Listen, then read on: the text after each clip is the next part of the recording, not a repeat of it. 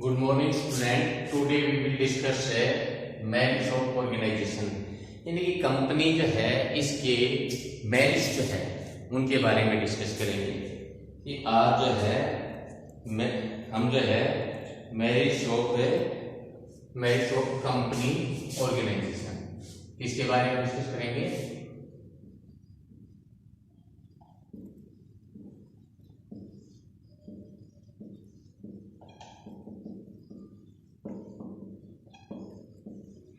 Today we will discuss marriage of company organization. Company organization जो है इसके marriage जो है उनके बारे में डिस्कस करेंगे। तो सबसे पहले देखिए लिमिटेड लायबिलिटीज। कंपनी ऑर्गेनाइजेशन जो है इसमें पहले जो मैरिज होता है, जो एडवांटेजेस है, इसमें कह रहा है कि जो शेयर होल्डर है उनकी लायबिलिटी लिमिटेड होती है, यानी कि जितना उसने जो इन्वेस्टमेंट किया गया है या जितनी गारंटी दी है या अनकॉल्ड जो है वहां तक ही उससे डिमांड की जाती है। इसकी जो अपनी पर्सनल जो प्रॉपर्टी है उसको यूज नहीं किया जाता। देखिए, the share holder of the company are liable to pay the uncalled amount of the purchase by them. क्या कह रहा है कि जैसे फॉर एग्जांपल हमने यानी किसी कंपनी के जो शेयर्स है उसकी फेस वैल्यू जो है वो बेटा 10 रुपए है। कितनी है? 10 रुपए। तो एप्लीकेशन पर हमने मांगा 3 रुपए, अलॉटमेंट जो है इस पर मांगे 2 रुपए, ठीक है। फर्स्ट कॉल जो है इस पर मांगा 3 रुपए और फाइनल कॉल जो है इस पर मांगा हमने 2 रुपए। तो यानी कि ये तो 5 रुपए तक आ गए। इसके बाद जो है इस प्रकार के रिमेनिंग जो 5 रुपए रहेंगे।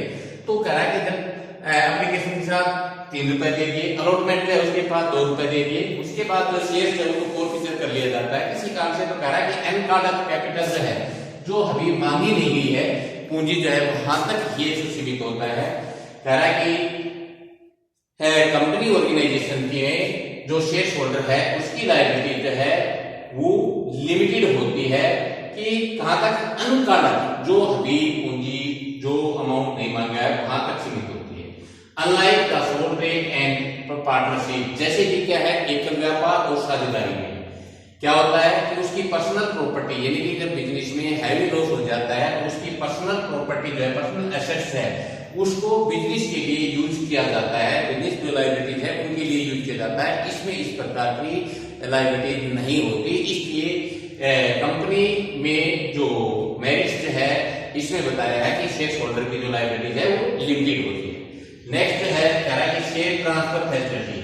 शेयर ट्रांसफर फैसिलिटी में क्या है कि बेटा इसमें बताया है कि जैसे क्या है कि पार्टनरशिप जो है उसमें कोई भी पार्टनर अपना जो शेयर्स है वो ट्रांसफर करना चाहता है तो कह रहा है कि जितने भी जो पार्टनर्स है उनकी अप्रूवल बिना वो इस प्रकार से ट्रांसफर नहीं कर सकता। कह रहा है कि इसमें इस प्रकार का कोई रेस्ट्रिक्शन नहीं होता।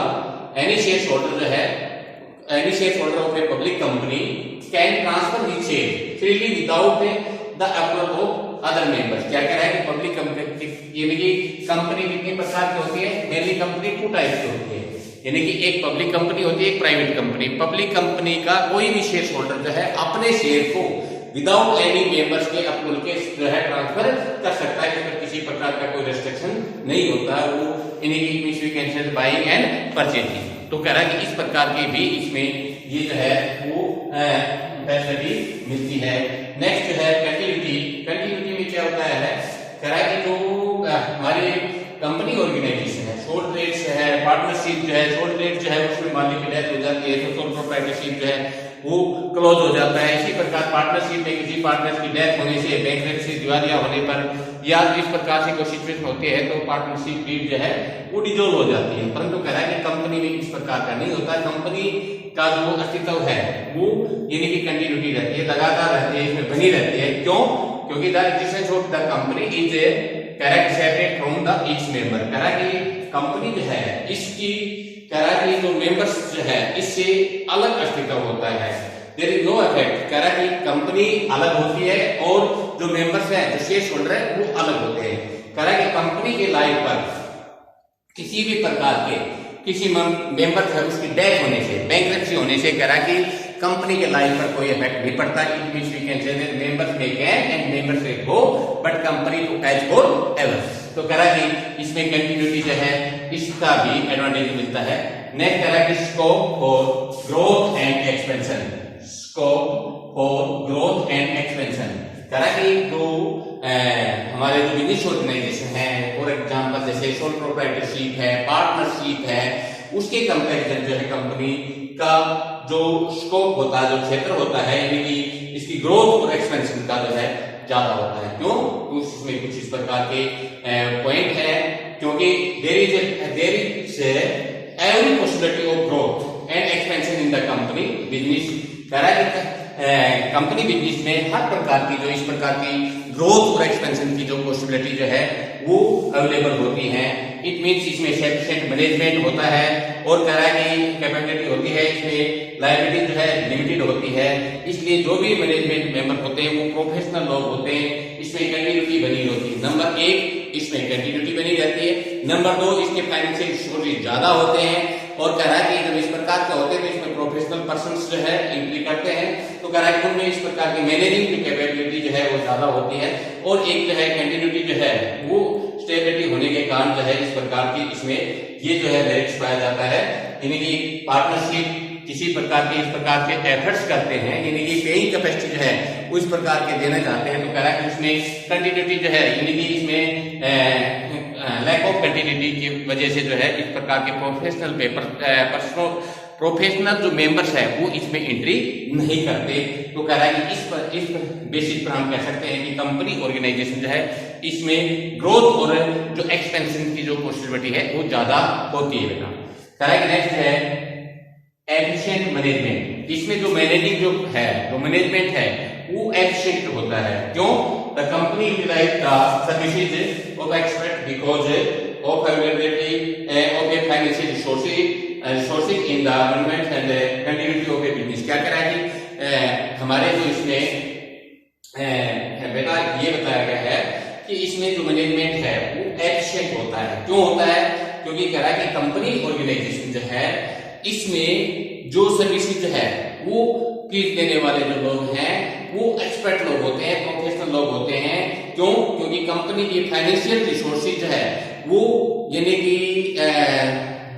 मोर देन यानी कि सोल प्रोप्राइटरशिप या जो पार्टनरशिप है उसके कंपेरिजन में, क्योंकि एक व्यापार और जो साझेदारी जो है यानी कि सोल प्रोप्राइटरशिप और पार्टनरशिप के कंपेरिजन में कंपनी के जो फाइनेंशियल रिसोर्सेज ज्यादा होते हैं। इसलिए कंपनी जो है कि फाइनेंशियल रिसोर्सेज ज्यादा होने के कारण जो है इसमें प्रोफेशनल लोग जो है वो सर्विस करते हैं जो एक्सपर्ट होते हैं और उसकी एक्सपर्टाइजेशन का जो है बेनिफिट लिया जाता है। और इसमें एक एडवांटेज जो है इसमें एक कंटिन्यूटी जो है वो भी होती है, यानी कि इसमें स्टेबिलिटी होने के कारण भी इस प्रकार के जो प्रोफेशनल लोग जो है इसमें एंट्री करते हैं और वो इस प्रकार की अपने एक्सपर्टाइजेशन जो है उसकी सर्विस जो है वो प्रोवाइड कर देते हैं और इस प्रकार से हम कंपनी में एक्सपर्टाइजेशन जो है उससे सर्विस का जो बेनिफिट लेते हैं। इसलिए कहा गया है कि merits of a company organization जो है इसमें बेसिकली कुछ ऐसे पॉइंट मैंने डिस्कस किया।